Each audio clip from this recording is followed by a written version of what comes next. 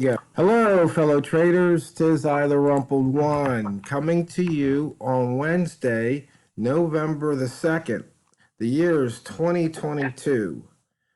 How much is enough? Part 2 with Walmal. As always, these videos are for educational purposes only.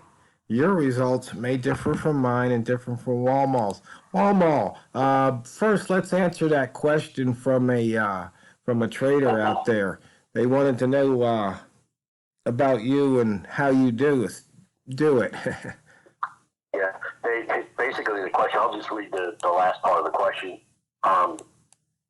As you try to reach a core of 10 pips for the day, do you use only one method to accomplish this or multiple methods? And you're usually trying to go and reach that goal. I'm looking at the chart and I'm checking to see what we see. Okay, so sort of like getting back to what we talked about last week. So if I look at the chart, generally speaking, when I sit down at the charts, I don't start trading right away. I look at the charts, I look to see where we are for the day, where potentially we could go for the day. Is there any news that's going to go and cause me some trouble for the day? I'm looking at all those things first, just so I know, I want to know what the layout is of the day. Then what I do is I then look at the chart from the perspective, okay, what makes sense in terms of trading based on what I've seen the day do so far.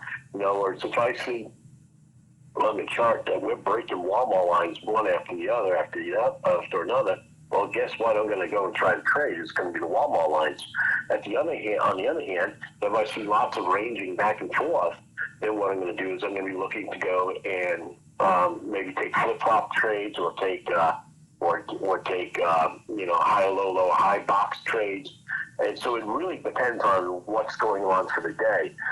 But generally, once I'm locked into whatever method I'm going to use, I stick with that one method. That doesn't mean I stick with it for the entire day. It just means that until I see something different happening, I stick with that method. Because, I akin this to like what you had said way back when you said, be a Yale student or be what was the other one? You're either a red rat, a green rat, or a Yale student. There you go. Okay, and I look at it from the perspective of not necessarily go long or go short, which was the premise of that, or the thesis of that little document that you wrote. But I'm looking at it from the perspective, I don't want too many things going on. I don't want to be sitting there looking for this trade, looking for that trade, looking for this trade. And the next thing you know, you're all confused, you make mistakes, you get conflicting signals because sometimes they do conflict. I don't want to be in that mess. I'd rather just go and say, hey, this is what I'm doing, because based on what I see, and after I wait and look at all the charts, this is what I have a better chance of doing. So hopefully that answers the question, but the idea, again, is just simply, pay attention to what's going on for the day, and then pick what you're going to do for the day, or at least for the next hour or two anyway. Right. Okay, so now back to the main topic.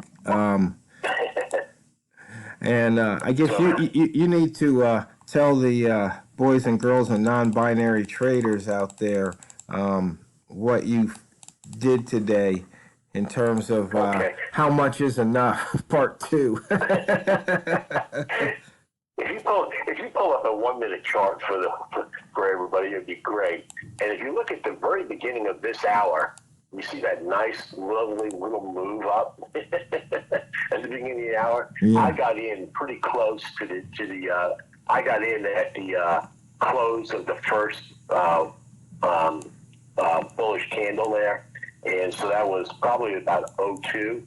And I had taken that, and I was all the way. I was still in the trade, all the way up for 10 pips, all the way to the top there, and I didn't get out. I stayed in because I became greedy, and I didn't follow what I was saying yesterday. And the next thing I know, look what happened in the next couple of minutes after that.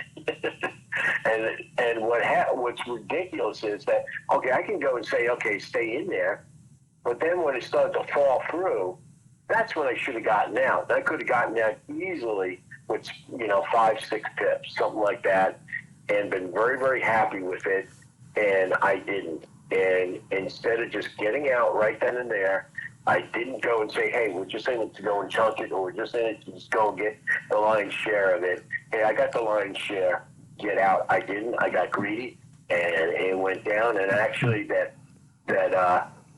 candle, I guess the looks like the 14-minute or the 13-minute, and it crossed over where I got in on my first trade. And the next thing you know, I took a small loss there. At least I was smart enough to go and take a small loss. But man, that was just so plain dumb and stupid. you know, and it's just so like it goes against everything that I say to go and do. But it just shows you, we're human. We fight, things of greed and and everything else that goes along with that. And we just got to go and remember that. So. Be careful, traders. Do as I say, not as I do, I guess. Well, there must have been a reason you got greedy. I mean, what's the reason you overrode that? I mean, you made a conscious decision. Yeah, actually, I think that in the back of my mind, I talked about this in the beginning. Today is ADP day. Right. And we just had the numbers come out for ADP. That was the first thing. The second thing is that we got FOMC this afternoon. And I had the feeling that, the market is saying, or the consensus out there is that it's going to be a 75 bias, increase in the interest rates here in the U.S. So that's 0.75%, which, that's already built into the market. But I also know that what happens is on this day that the market likes to go and, at least the last couple of months as the Fed has been going and pushing the rates up, what has happened is that the boys and girls who go and who have the big money, they tend to push the market up in the beginning of the day, and then they go and when the rate change comes out, they go and drop it so they can make big money because they know the retailers will drop the market and they can get in on that ride. And so that's just something I've observed, not just over the last couple of months, but anytime we've gotten into an interest raising environment, which we haven't had since for a long time. But that's just generally speaking, if you look at the pound dollar, that's kind of what happens in this environment. Well, that was the back of my mind. I was playing fundamentals as opposed to playing what's on the chart.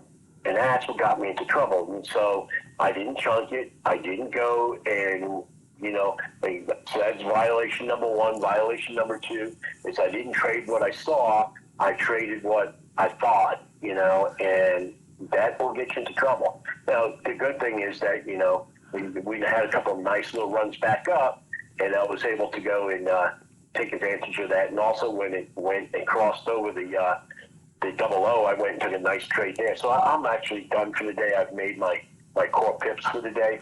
But, man, it could have been a whole lot easier than I made it out to be. Yeah, exactly. So did you take that short at the 1500? I did at the beginning of the hour you're talking about, or like about 50. Yeah.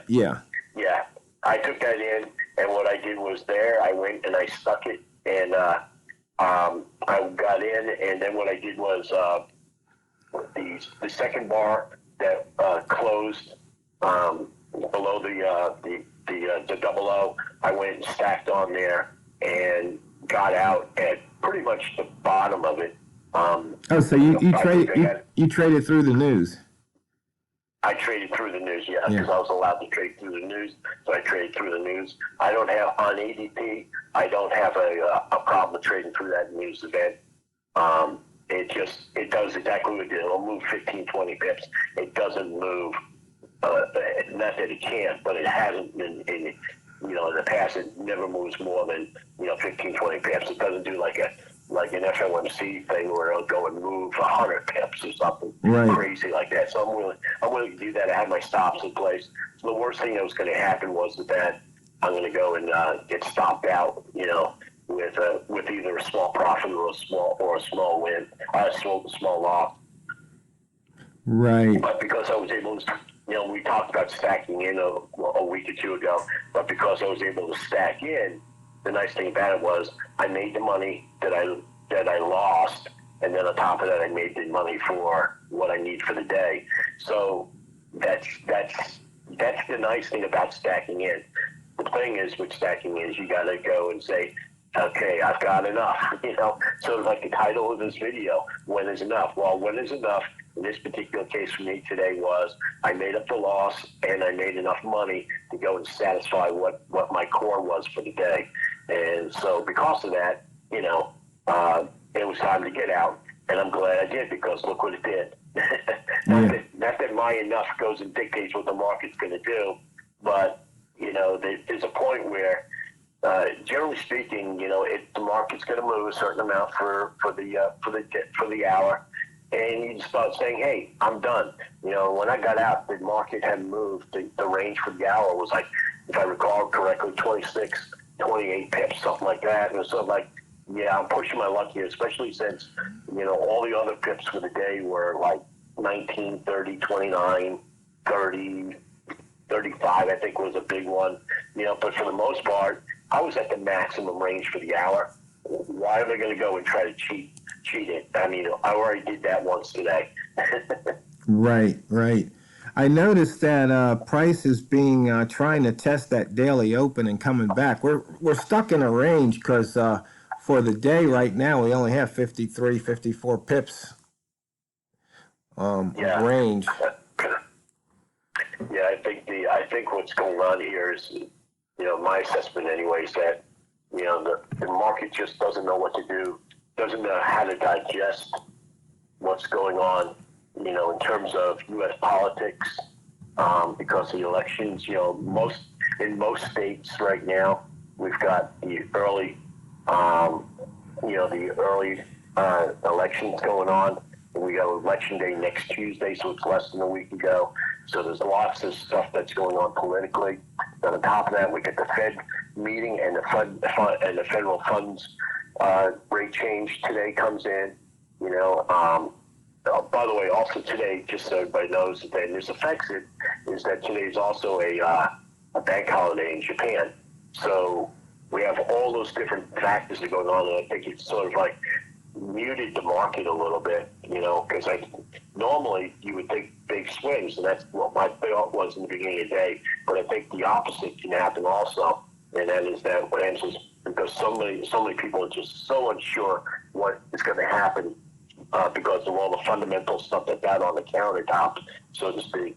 Right. Keeping everybody ranged in. Now, at the end of the day, I'll guarantee you almost that we'll be sitting here with at least 150 pip range for the day. That's just typical of what will happen today. Yeah. Also, we've only got about another minute or so. So we ran out of time yesterday, and you said you were just getting warmed up. Well, the idea behind that is sort of like, it's kind of funny because we talked about it already, and that the big piece that we're missing yesterday, is, or didn't really talk that much about, is that, don't be greedy, guys. Take what you can take from the market. It's not, the market is not a cash machine. It's not your personal cash machine, and you just get in and it's just going to go and run you up and make you a millionaire. No. Chunk it, take what you can take, and when it looks like the market's slowing down, I mean, clearly, if you look at where I should have gotten out, which would have been at the 1510. I mean, we had 1, 2, 3, 4, 5, 1 minute candles that should have indicated to me, hey, this is gonna, it may shoot up, but it also may shoot down. And guess what it did? It shot down. And take what you can take, and you're so many times you're better off taking what you can take a small loss, take a nice little win, but don't go out there and try to, basically become, Warren Buffett in one trade, Yeah. And that's what, and that's the problem that, we all suffer with it. We all have visions of grandeur. And the thing is, I think the worst time for us is that we have a really good day, at least for me anyway, in the beginning was, I have a really good day on Monday, and Tuesday comes along, and I think I'm invincible, and I sit up there at that 10 line. Your timer's not working. I know better. Because fellow traders, it's not what you trade, it's how you trade it. Drain the banks.